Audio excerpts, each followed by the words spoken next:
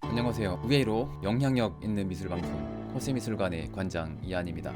자, 이번 시간에는 흥미로운 이야기를 하려 합니다. 맛이 미술사를 바꿨다 라는 주제로 후추 미술사에 대한 이야기를 하는 시간을 가져볼게요. 시작하겠습니다.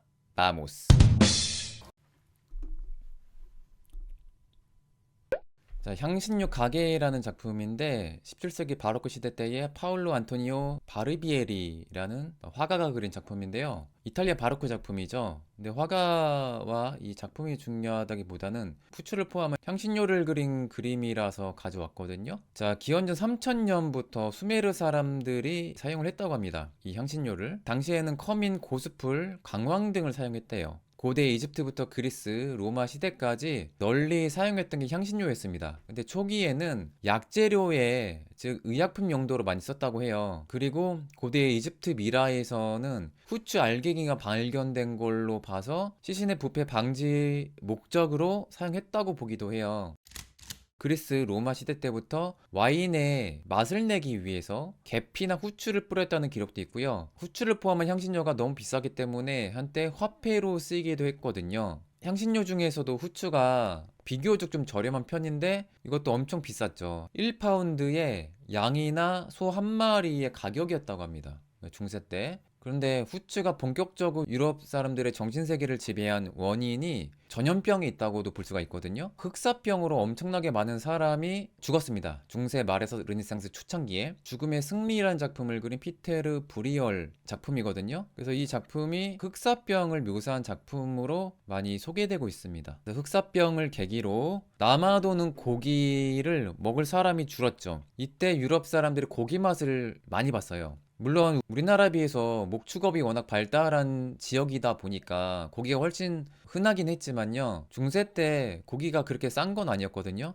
근데 이 흑사병을 계기로 고기를 많이 먹게 된 거죠. 이때 고기에 후추를 많이 뿌려 먹었는데 이 맛이 엄청 기막혔던 거죠. 이 후추에는 피페라딘 성분이 있어서 고기의 냄새를 없애주는 역할을 한다고 합니다. 그리고 방부제 역할도 했다고 그랬잖아요. 겨울이 되기 전에 남은 고기들을 자른 다음에 염장을 내서 소시지와 햄을 만들었잖아요. 자, 그런데 소금으로 절이는 것보다 이 향신료가 가미됐을 때의 맛을 이제는 잊지 못하면서 향신료가 그렇게 귀해졌다고도 볼 수가 있는 거죠. 피터 아르센이 그린 자선을 베푸는 성가족과 함께하는 정육정미란 작품이고요. 음식의 본연의 향을 북돋아주는 향신료에 유럽 사람들이 미쳐버렸던 거죠. 후추를 포함한 정향, 계피, 육두구 등이 유럽 사람들이 정말 선호했던 향신료였습니다. 또 약간 미신 같은 건데 향신료가 전염병을 소독한 효과가 있다고 믿어서 향신료를 태워서 연기를 마시게 했다고 합니다. 민간 요법이긴 한데 좀 무식했던 방법이었죠. 어느 순간부터는 맛보다는 그들의 권력과 부를 과시하는 목적으로 사치품에 가까웠다고 해요. 향신료가 워낙 비싸다 보니까 부유한 귀족들이 이렇게 성대한 파티를 열면 일부러 식탁 위에 향신료를 넘치게 막 음식에 뿌려서 대접을 했다고 해요. 그래서 귀족들의 허영심, 부와 권력을 상징하는 사치품이라고도 볼 수가 있어요. 그래서 그런지 몰라도 지금도 유럽의 식당 가보면 이 후추통과 소금통이 놓여 있잖아요. 그때부터 유래된 문화라고 볼 수가 있죠.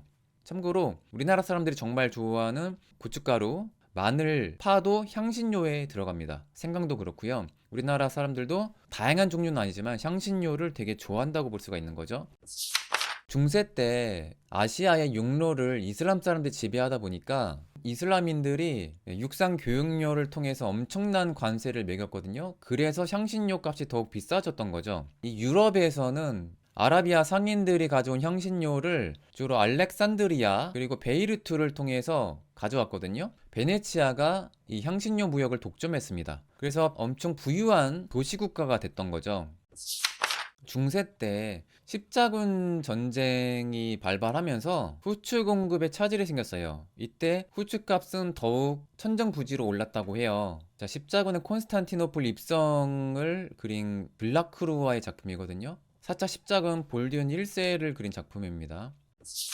근데 오스만 제국이 무역료를 다 차지하다 보니까 동방으로 가는 그 향신료 무역이 거의 끊겼습니다. 그래서 오스만 제국이 향신료 무역을 거의 독점하다 보니까 유럽 사람들은 향신료 때문에 난리가 난 거죠. 베네치아가 자주 들락거렸던 알렉산드리아와 베이루트가 막혀버렸거든요. 그래서 향신료 값이 더욱 폭등하게 됩니다. 근데 그나마 오스만 제국 가까운 유럽은 비싸더라도 어느 정도 사 먹을 수는 있었지만 서쪽 끝에 포르투갈과 스페인은 향신료 값이 제일 비쌌겠죠. 중세 때만 해도 향신료 무역은 유럽에서 베네치아 상인들이 독점했다고 볼 수가 있어요. 알레포, 지금의 시리아, 알렉산드리아, 지금의 이집트, 베이루트는 아마 레바논일 거예요. 향신료 무역으로 엄청나게 부를 쌓은 신흥 귀족들이 탄생하면서 베네치아가 엄청 발전했습니다. 그 막대한 자본을 가지고 미술에 투자를 했거든요. 그래서 베네치아 학파라고도 부르죠. 베네치아 화파. 베네치아가 미술사에서 정말 중요한 의미를 가지고 있잖아요. 신흥 상인 계급이 등장하면서 화가들에게 그림을 의뢰하고 후원을 했거든요. 즉 후추 머니를 통해서 미술 발전을 시킨 게 바로 베네치아라고 볼 수가 있죠. 게다가 유럽에서는 폴랑드르의 그 유화를 가장 먼저 보급했던 게 이 베네치아였습니다. 이 향신료뿐만 아니라 동방에 광물을 수입해서 다양한 물감을 썼거든요. 그래서 베네치아 하면 색채가 발달했다는 말 많이 하잖아요. 그래서 여러모로 르네상스 때 로마 피렌체 못지않게 미술이 가장 발달했던 지역이 베네치아였죠. 그래서 베네치아 화파 중에 조반니 벨리니를 시작으로 해서 조르조네, 티치아노, 틴토레토 같은 거장들이 이렇게 등장하게 됩니다. 그래서 예를 들어서 초창기 조반니 벨리니의 작품을 보면 다른 유럽의 화가들에 비해서 유난히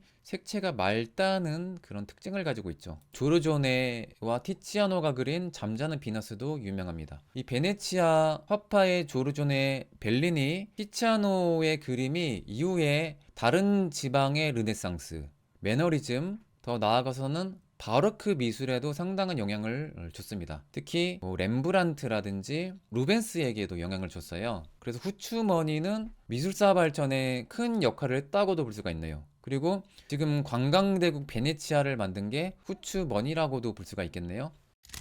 틴토레토의 노예 기적도 되게 유명하고요. 르네상스 말기에 가장 유명했던 화가 중에 한 분이죠. 노예 기적은 산 마르코 성인의 기적 일화를 담은 그림이죠. 오스만 제국이 1453년 콘스탄티노플, 지금의 이스탄불이죠. 이 지방을 함락하면서 동방 무역로가 차단됩니다. 실크로드가 막힌 거죠. 그래서 이 오스만 제국이 후추 무역, 향신료 무역을 독점하다 보니까 유럽이 엄청난 타격을 받습니다. 아까 말씀드렸다시피 알렉산드리아 베이루트가 오스만의 땅이기 때문에 유럽은 더욱 비싸게 후추를 사야 됐겠죠. 유럽의 후추 가격이 본래 생산지 가격의 100배는 보통이었고 고기에 요리에 되게 많이 쓰는 육두구가 특히 귀했거든요. 유럽 사람들이 동양에서 온 향신료만 구할 수 있으면 떼돈을 벌 수 있다는 생각을 하게 된 거예요. 당시 오스만 제국이 엄청난 패권 국가였기 때문에 르네상스 때 유럽을 거의 지배한 합스부르크 왕가와 전투를 많이 했습니다. 얀반 후텐부르크의 그림이고요. 그런데 이 유럽 사람들의 판타지를 심어놓은 기록이 또 하나 있었거든요. 마르코 폴로가 중세 때 이 아시아를 여행하잖아요. 동방견문록을 기록했단 말이죠. 뭐라고 써놨냐면 중국보다 동쪽에 황금의 나라가 있으며 그곳 사람들을 후추를 물쓰듯 탄다라는 기록을 딱 보고 유럽 사람들이 눈이 먼 거죠. 어떻게든 아시아로 가야겠다. 동방으로 가야겠다. 그런데 중세 말부터 지구가 둥글다는 것을 믿는 사람들이 생겼습니다. 서쪽을 통해서 갈 수 있다는 상상을 하기 시작했고 직접 육로로 못 가면 아프리카 남부를 통해서 가야겠다는 사람들도 생겼던 거죠. 그래서 첫 주자가 바로 포르투갈이었습니다. 1400년대부터 아프리카 항해를 하기 시작했었어요. 항해술 발전에 엄청 큰 기여를 했던 인물이 애니크라고 해서 항해 왕이란 별명을 가진 이 남자였거든요. 성 빈센트 제다나의 왕자 패널 중에 빈센트 성인 옆에 오른쪽에 있는 이 남자가 이 애니크입니다. 항해왕. 그래서 아프리카로 우회하는 항로를 찾기 위해서 100여 차례 배를 보냈다고 합니다. 그래서 실패도 많이 했겠죠. 그래서 초창기 유럽의 대항해 시대의 첫 주자가 포르투갈이었다고 볼 수가 있어요. 그래서 아프리카 항로를 개척했던 중요한 인물입니다. 엔리크. 그리고 다음 주자가 바로 바르톨로메우 디아스라는 인물이거든요. 탐험가인데요. 자, 아프리카를 우회해서 희망봉까지 진출하게 됩니다. 그래서 가면서 식민지를 이렇게 건설하거든요. 그래서 아시밀라도라고 해서 포르투갈령 아프리카인을 이렇게 불렀거든요. 앙골라, 모잠비크, 포르투갈령 기니가 당시에 무역 거점으로 삼았던 식민지라고 볼 수가 있습니다. 자, 근데 가장 결정적인 인물이 바로 바스쿠 다 가마라는 인물이죠. 포르투갈 리스본에 가면 이분의 동상이 있습니다. 아프리카 남단을 일주하고 인도 해양 신항로를 개척했던 인물이에요. 그래서 캘리컷이라고 해서 인도 남서부까지 진출을 하거든요. 그때가 1498년이었습니다. 그래서 유럽령 식민 시대를 본격적으로 열었던 인물이 바로 이 바스쿠 다 가마라는 인물이죠. 포르투갈에서는 정말 영웅입니다. 그래서 바스쿠 다 가마가 1503년에 후추 1700톤을 가져왔다고 해요. 계피, 정량, 메이수, 육두구 포함해서 400톤. 그리고 인도에 진출해서 캘리컷에 도착하고 고아라는 지방에 총독을 세웁니다. 더 지나서 1517년도에는 중국의 마카오까지 선점을 하게 돼요. 포르투갈의 동아시아 시대가 활짝 열게 만든 인물이 이 바스쿠 다가마라는 인물입니다. 대항해 시대 때 전성기 때 국왕이 마누엘 1세거든요. 그래서 향신료 머니를 통해서 국가에 부를 쌓고 여러 성당을 짓고 수도원을 만들었습니다. 바스코 다가마를 지원했던 것도 정말 큰 공헌이라고도 볼 수가 있고, 뿐만 아니라 1500년대에 브라질도 발견하거든요. 인도 무역뿐만 아니라 아메리카 대륙 무역도 이렇게 스페인의 다음 주자로 시작하게 된 거죠. 본격적으로 포르투갈의 르네상스를 열었던 왕이라고 볼 수가 있죠. 그 마누엘 1세의 이름을 따서 마누엘 양식의 예술가들이 등장합니다. 후기 고딕 양식이라고도 볼 수가 있는데, 성 빈센트 재단 아까 보셨던 그림의 화가가 누노 곤살베스라는 화가예요. 그 시대 때 가장 유명했던 화가 중에 한 분입니다. 회화로 따졌을 때는 이탈리아에 비하해서는 발전이 더디다는 생각을 하게 됩니다. 이제 디테일한 묘사는 꽤 솜씨가 남다른 것 같아요. 호르에 알폰소라는 화가가 있습니다. 성모에게 나타난 그리스도라는 작품이고요. 마누엘 양식의 대표 화가로 평가를 받습니다. 향신료 무역을 통한 재정으로 베네치아 같은 경우, 플랑드르 지방 같은 경우에는 회화 발전이 엄청났거든요. 그런데 포르투갈은 건축의 발전이 눈에 띈다고 볼 수가 있어요. 마누엘 양식의 대표 건축물이 벨렘 탑입니다. 리스본 여행 가시면 사진 찍는 핫플레이스 중에 한 곳이죠. 자, 그리고 이 규모가 정말 상상을 초월하는 수도원이죠. 제로니모스 수도원이 대표적인 마누엘 양식입니다. 여행 가시면 향신료 머니를 통해서 얼마나 웅장하게 이 성당을 지을 수 있는지를 보여준다고도 볼 수가 있어요. 후추를 팔아서 이렇게 엄청난 건축물을 만들었구나. 여행을 하는 또 다른 재미가 있지 않을까 싶어요. 저는 이제 앞으로 다시 리스본 제로니모스 수도원 가면 이 후추가 제일 먼저 떠오를 것 같아요. 포르투갈에 의해서 대항해 시대 때의 두 번째 주자가 스페인이라고도 볼 수가 있어요. 자, 그때의 중심국가였죠. 당시에는 카스티아의 이사벨 여왕입니다. 1492년에 아람브라를 함락하고 스페인을 카톨릭으로 통일하거든요. 카톨릭의 왕이라는 별명을 가지고 있습니다. 그래서 무하마드 12세의 이 그라나다 키를 빼앗는 장면이고, 뒤에는 아람브라 도시가 있죠. 그리고 남편이 페르난도 2세입니다. 그런데 같은 해에 1492년이죠. 콜럼버스를 시켜서 신대륙을 발견하게 합니다. 카리브해 섬에 도착하게 되거든요. 그런데 아메리카 지방이 서쪽으로 쭉 가면 어쨌든 인도가 나오니까 여기를 죽을 때까지 인도로 착각하고 산 거예요. 멀쩡한 이 원주민들을 인디오라고 부르게 된 거예요. 인디언이란 말이 이때 탄생하게 됩니다. 항해했던 그 섬들 쪽을 콜럼버스가 인도인지 착각했다고 해서 서인도 제도라고 이렇게 부르게 됐죠. 포르투갈이 인도로 가는 항해 시대를 열었다면 세계를 뻗어나가는 대항해 시대를 연 거는 스페인이라고 저는 봅니다. 그리고 본격적인 식민지 시대를 만들었다고도 볼 수가 있어요. 솔직히 처음에 이 콜럼버스가 서쪽으로 향신료를 구하러 간 목적이 제일 컸거든요. 그리고 금, 은 같은 거죠. 이 아메리카 대륙에는 이 인도만큼, 동남아시아만큼 향신료가 많진 않았거든요. 어쨌든 향신료 하나를 가져오거든요. 그게 바로 우리나라 사람들이 정말 사랑하는 고추입니다. 이게 아메리카 대륙 거예요, 원래. 근데 이 고추를 유럽에 전파시켰던 거죠. 이 고추가 포르투갈 통해서 일본으로 전파되거든요. 왜냐면 일본으로 독점으로 무역했던 게 바로 포르투갈이었으니까 이 고추가 임진왜란을 통해서 우리나라에 들어오게 됩니다. 초창기에는 너무 매워서 이걸 음식으로는 못 먹었다고 하거든요. 우리나라 조선시대 기록에 따르면 이 고추를 먹다가 죽은 사람도 있었다고 해요. 이 고춧가루를 무기로 썼다는 기록도 저는 들었거든요. 근데 나중에는 매운 미친 맛의 이 고추를 우리나라 사람들은 김치를 담갔습니다. 그래서 우리나라의 음식이 이렇게 매워지게 된 계기에는 콜럼버스의 영향이 엄청 컸다. 이 콜럼버스의 아메리카 신대륙 발견 통해서 이게 나비 효과가 돼서 우리나라의 음식 맛이 매워졌다는 거죠. 되게 신기합니다.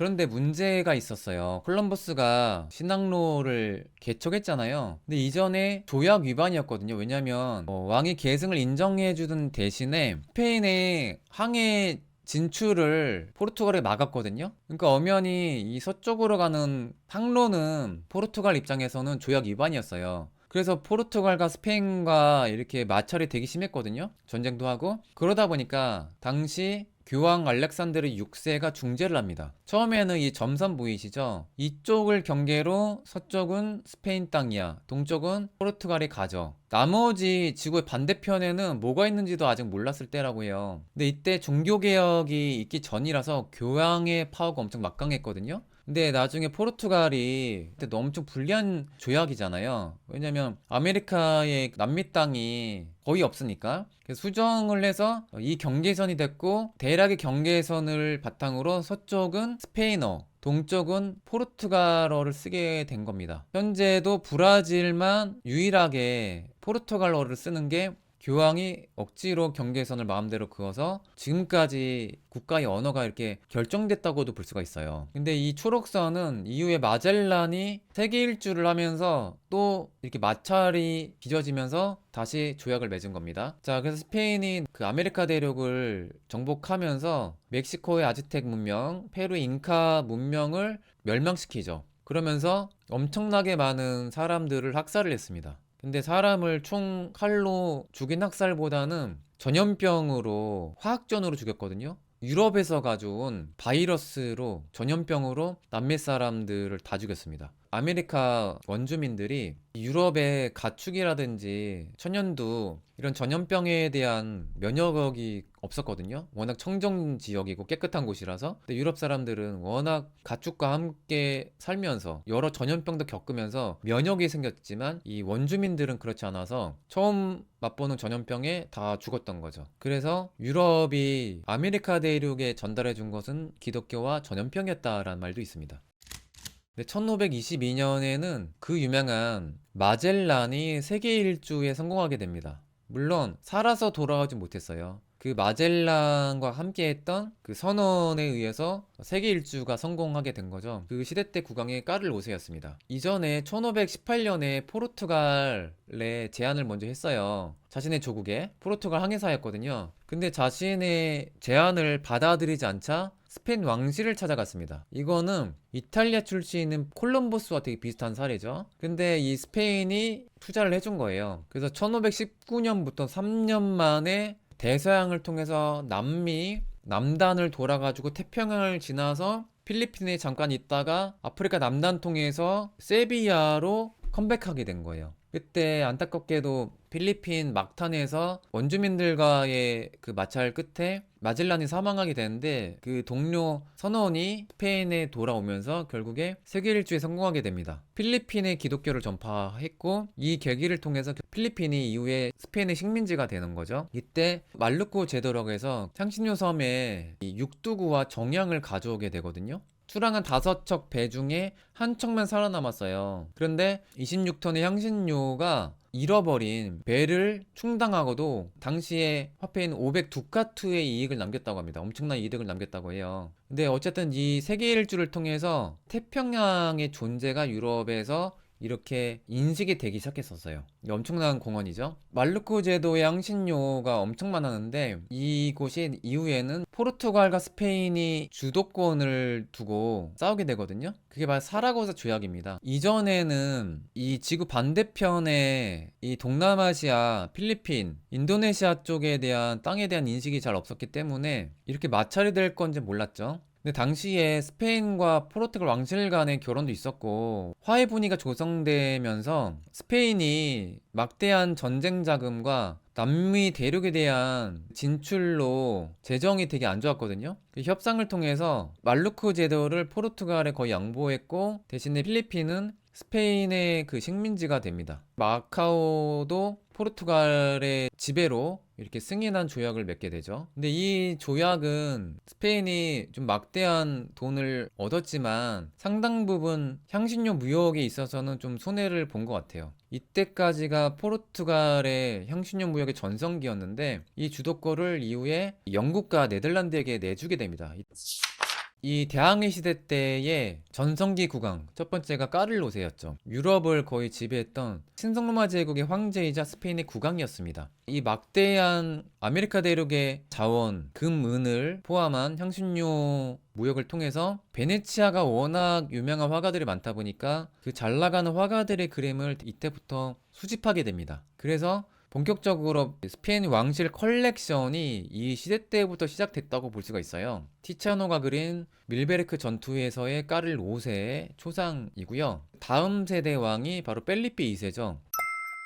전성기 무적 함대 시절의 국왕입니다. 오스만 제국과의 전투 레파톤 해전에서 승리를 했고 포르투갈도 합병하는 등 좋은 성과도 많았지만 본격적으로 영국에 패하게 되거든요. 칼레 해전 때. 이 전투를 통해서 서서히 이제 전성기가 내려오게 되는 계기가 되죠. 펠리페 2세를 그린 소포니스바 안기솔라라는 이탈리아 출신의 화가가 그린 작품이고요. 부정교합이라서 턱이 더 튀어나와 있어야 될 텐데 센스 있는 안기솔라라는 화가가 자체 보정을 해줬을 가능성이 많습니다. 그래서 이 펠리페 2세가 당시에 네덜란드를 지배했었던 왕이었어요. 이 플랑드를 포함한 네덜란드의 르네상스 시대 때의 여러 명작들을 엄청나게 수집하게 됩니다. 여러 플랑드르 화가들의 작품 중에 명작 중에 명작이 바로 히에로니무스 보스의 쾌락의 정원이라는 작품이거든요. 이 작품 포함해서 이탈리아뿐만 아니라 유럽의 여러 거장들의 작품을 싹쓸이하게 돼요. 이때부터 프라다오 미술관의 컬렉션을 엄청 풍부하게 만드는데 많은 공헌을 했던 왕입니다.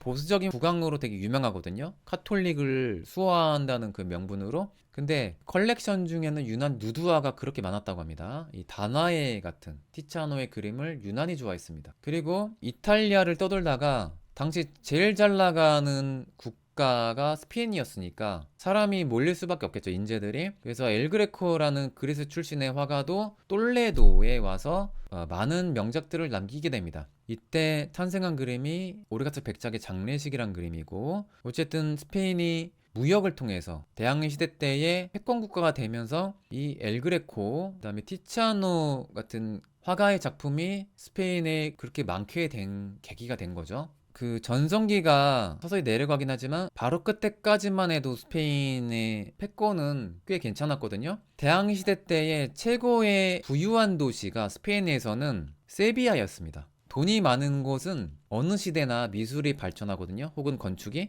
아까 말씀드린 베네치아가 그랬죠. 벨기에 안트베르펜 그리고 암스테르담도 돈이 모이다 보니까 미술이 발전했었던 도시였거든요. 세비야 출신의 여러 천재 화가들이 등장합니다. 그게 스페인 출신으로는 역사적으로 가장 성공했던 첫 사례가 바로 디에고 벨라스케스인 것 같아요. 이 화가도 역시 대항해 시대 때에 엄청난 부가 쌓이면서 미술이 발전하면서 그 바탕 위에 탄생한 화가라고 볼 수가 있죠. 이후에 펠리페 4세 궁정화가까지 오르게 됩니다. 그가 남긴 대표작이 시녀들이란 작품이죠. 그런데 안타깝게도 1588년에 영국과 네덜란드 연합군에게 패하게 되거든요. 칼레 해전을 계기로 스페인의 무적 함대가 침몰하게 됩니다. 근데 무적 함대의 원래 명칭은 그란데이 펠리시시마 아르마다라는 말이거든요. 지극하면 위대하며 가장 축복받은 함대입니다. 이 말을 아르마다 인벤시블레 이렇게 별칭으로 부르게 된 거예요. 이 무적 함대가 영국에 의해서 패배하게 됩니다. 이 계기를 통해서 스페인이 바로 망하진 않았으나 이때부터 영국과 네덜란드가 대항해 시대 때의 새로운 패권 국가로 올라서게 돼요. 해상권을 서서히 잡기 시작하죠. 네덜란드가 이전에 스페인 합스부르크 왕가의 지배였으나 종교개혁 이후에 이 신교도들을 중심으로 과도한 세금을 물리니까 네덜란드가 독립전쟁을 하기 시작해요. 초기만 해도 스페인이 승리할 때도 있었거든요. 그 시대에 브레다의 승리를 그린 벨라스케스의 작품이거든요. 오른쪽 스페인의 그 장군이 패배한 네덜란드 장교를 이렇게 위로하는 장면이거든요. 그래서 이 80년 전쟁의 그 일부를 그린 작품인데 이 작품이 나중에 우승골 당합니다. 결국에 네덜란드가 독립에 성공하게 되거든요. 1648년 베스트팔렌 조약을 통해서 네덜란드의 독립이 인정됩니다. 네덜란드는 최고의 해상국가로 떠오르게 돼요. 이때 네덜란드 동인도 회사를 만들면서 일명 VOC라는 약자거든요. 유럽의 향신료 무역의 해상권을 장악하게 됩니다. 게다가 중개 무역으로 엄청난 부를 쌓게 돼요. 근데 이렇게 된 계기에는 스페인이 종교적인 탄압을 통해서 유대인들이 대거 네덜란드로 갔거든요. 플랑드르 지방으로. 그 인재들이 네덜란드를 더욱 부유하게 만들었다고도 볼 수가 있어요. 네덜란드의 초기 동인도 회사가 탐험한 뒤에 그 장면을 그린 작품이고 핸드릭 코넬리즈 부름이라는 작가입니다. 이 무렵부터 말루크 제도 아까 말씀드렸잖아요. 포르투갈을 몰아내고 이 향신료 섬 지대를 장악하게 됩니다. 그래서 향신료 무역을 거의 독점하게 되거든요. 향신료 무역을 통해서 부를 쌓다 보니까 당연히 미술이 발달하게 되죠. 암스테르담을 중심으로. 그래서 일명 예술의 전성시대라고 해서 17세기를 네덜란드에선 황금의 시대라고 부르거든요. 이때 대표적인 가장 유명한 화가가 바로 렘브란트죠. 렘브란트 하면 자화상으로 굉장히 유명합니다. 자, 그리고 야경이라는 작품도 되게 유명해요. 민간인을 보호하는 경비대를 그린 거거든요. 예, 독립전쟁의 군인들은 아닙니다. 그 시민들을 보호했던 군인들이 렘브란트에게 의뢰를 했던 대표작이고요. 그래서 어떻게 보면 이 작품은 네덜란드의 향신료 무역을 통해서 전성기를 보여주는 시대의 대표작이라고 볼 수가 있어요.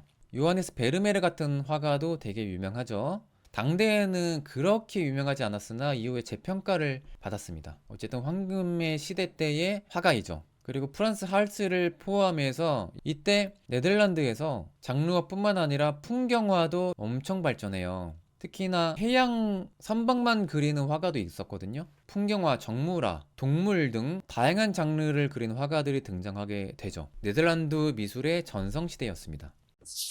근데 영국은 약간 후발주자였어요. 영국의 동인도 회사를 만들거든요. 결국에 말루코 제도를 두고 이 지역이 가장 중요한 지대였으니까 네덜란드와 영국이 싸우게 됩니다. 일명 안본섬 혹은 안보니아 사건이라고 부르거든요. 1623년에 말르코 제도의 안본섬에서 잉글랜드의 길드 사무소를 네덜란드가 습격해서 직원들을 살해한 사건이거든요. 결국에 향신료 중에 육두구가 가장 비싼 향신료 중에 하나였잖아요. 이 육두구를 두고 이렇게 전쟁을 벌인 겁니다. 향신료가 뭐라고? 고기 맛있게 먹겠다고 진짜 전쟁까지 하는 진짜 미친 나라들이죠. 학살을 계기로 잉글랜드의 이 향신료 무역은 좌절되고 말루크 제도를 지금의 인도네시아죠. 이쪽을 벗어나서 영국은 인도로 물러나게 돼요. 네덜란드한테 밀려가지고 쫓겨난 게 영국이었어요. 그렇게 보면 진짜 네덜란드 한때 진짜 대단했던 거를 알 수가 있죠. 인도도 향신료가 원래 유명하잖아요. 향신료의 질이 인도네시아에 비해서는 떨어졌나 봐요. 가격 경쟁력도 떨어지고 이 인도가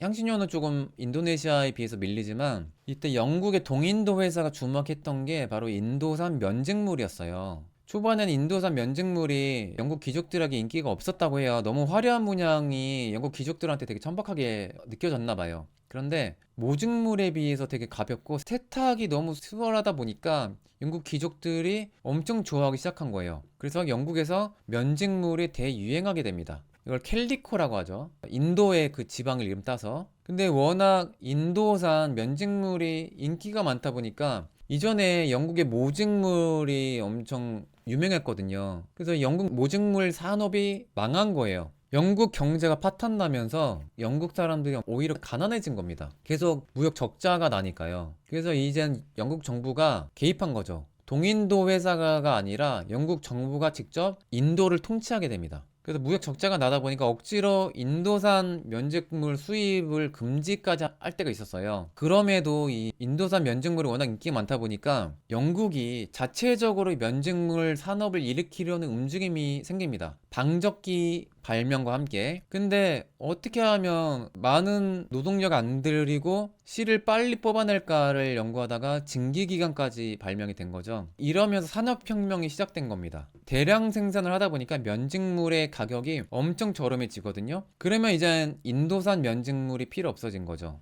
그래서 인도가 이제 경쟁에서 밀리다 보니까 인도의 면직물 산업이 완전히 붕괴되면서 인도 경제는 이렇게 영국에게 점령당하게 되는 거죠.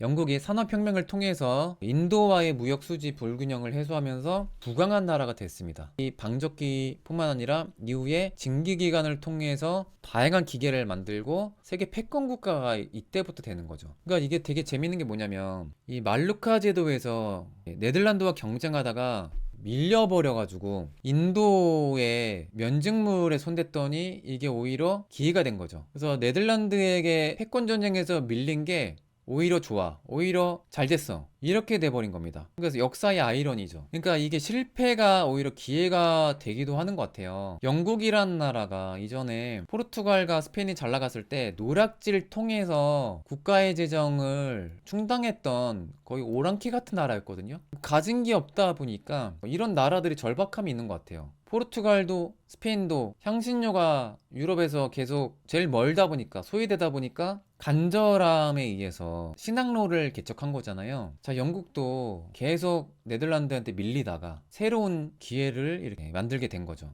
이 막대한 부를 통해서 역시 미술이 발전하게 됩니다. 18세기 산업혁명 즈음에 조지아 시대라고 해요. 조지 왕 시대라고 해서 토마스 게인스버러 이런 화가가 등장합니다. 이 화가는 풍경화도 되게 잘 그렸던 화가인데 블루보이라는 작품을 제가 예시로 가져왔습니다. 초상화도 되게 발전하게 되고 그 다음에 조슈아 레이놀즈라는 화가도 되게 유명하죠. 프랑스에서 로코코가 유행했을 때입니다. 이 조슈아 레이놀즈 때부터 왕립 아카데미가 탄생하게 되거든요. 왕립 아카데미 창립 멤버가 이 화가입니다. 어떻게 보면 이전 시대가 미술에서는 영국의 변방이었는데 이 무렵부터 여러 거장들이 탄생했던 것 같아요.